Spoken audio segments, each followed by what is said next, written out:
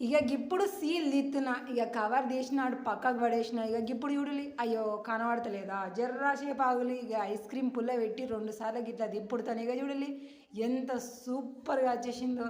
అయ్యో చూడడానికి సూపర్గా ఉందా అని అనుకోగలి. తిన్న వాళ్ళకి కూడా వారెవా ఇంత చిన్న చిన్న ఐటమ్స్తోని ఇంట్లోనే హెల్దీ అయిన ఐస్ క్రీమ్ చేసుకోవచ్చు అని మీరు కూడా షాక్ అయిపోతారు. బయట ఇప్పుడు మనకి ఎటు మొక్కన చూసినా కూడా అంత దిమాగ్ తిరిగే కల్తీలు అయితే జరుగుతున్నాయి. మరి ఇంట్లో ఉన్న వస్తువులతోని అది కూడా చాలా చిన్న చిన్న వస్తువులతోని ఎట్లా చేయాలో ఒక్కసారి మీకు చూపిస్తా. ఇక షురు చేద్దాం పాలి. ఇక ముందుగా అయితే వంటగదిలో పోయినా బన్ను ముక్కలు ఉంటే ఒక 6 తీసుకున్న 4 ముక్కలు వేసేసి మంచిగా దాన్ని పొడి చేసి పక్కకు పెట్టేసిన.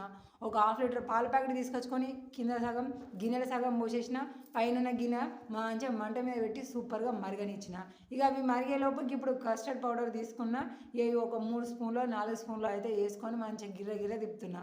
ఇది మీకు ఒకవేళ అందుబాటులో ఎక్కడ కూడా మీకు దొరుకుతలేదు, జర మీరు ఊర్ల సైడ్ ఉన్నారంటే ఇది ఇంట్లో కూడా తయారు చేసుకోవచ్చు. ఎట్లా అనేది నేను చెప్తా, జర ఒక 1 వీక్ అయితే ఆగులి. ఇక ఇప్పుడు మంచిగా పాలు మరుగుతున్నాయి కదా, ఇంకా అందులో సరిపడా చక్కెర అయితే వేసిన. మరి హెవీగా అయితే మనకు అవసరం లేదు.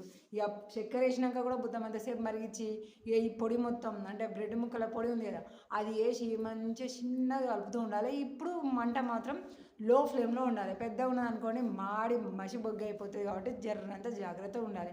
ఇక గిట్ల గిట్లా కలిపినాక ఇప్పుడు కస్టర్డ్ పౌడర్ని కూడా మళ్ళీ ఒకసారి కలుపుకున్న తర్వాత గివి కూడా గదే పాలలో పోసేసి గదే చిన్న మంట మీదుగా కలుపుతూ ఉండాలి. కలుపుడు ఎంతసేపు అంటే ఇప్పుడు ఇది ఎట్లున్నది మనకు జోరుగా ఉన్నట్టు ఈజీగా కనబడుతుంది కదా, లేదు మొత్తం దగ్గరికి అయినట్టు కనబడాలి. అప్పటిదాకా చిన్న మంట మీద మనం కలుపుతూనే ఉండాలి. గిట్లా కావాలి. ఇక గిట్ల అయినాక వెంటనే కాదులా జర చల్లారనికి ఒక 5-10 నిమిషాలు అయితే పడుతుంది.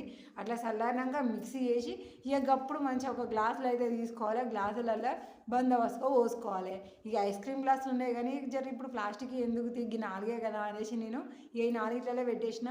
దానికి మంచిగా మూత సరౌండింగ్ అయితే ఇది కాపర్ పేపర్ పెట్టేసి దానికి రబ్బర్ పెట్టేసిన. మంచి అటు ఇటు బొర్రకుండా తీసుకపోయినా ఫ్రిడ్జ్లో పడేసిన. పొద్దుగాల లేచి ముఖం కడిగి మళ్ళీ ఓ సీల్ అయితే తీసేసిన.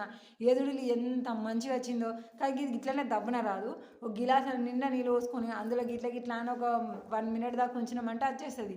ఇక ఇప్పుడు మంచిగా ఐస్ క్రీమ్ పుల్ల పెట్టేసి గిట్ల గిర్ర దిప్పుడుతోనే ఆ గిలాస షేప్ మనకైతే ఎట్లున్నదో సేమ్ మనకి ఐస్ క్రీమ్ కూడా గట్లనే వచ్చేసింది. ఇక చూడాలి గిట్ల అని ఒక 4-5 సుట్లు తిప్పేసిన వచ్చేసింది. రియల్గా తింటూ ఉంటే కూడా అబ్బా అసలు ఇంతవరకు ఇలాంటి టేస్ట్ మనం బయట చూసి ఉండము అనే ఫీల్ మనకి కూడా వస్తుంది. ఎందుకంటే అంత ఫ్రెష్గా మనం చేసుకున్నాం కాబట్టి కావాలంటే మీరు కూడా ఒకసారి ట్రై చేసినాక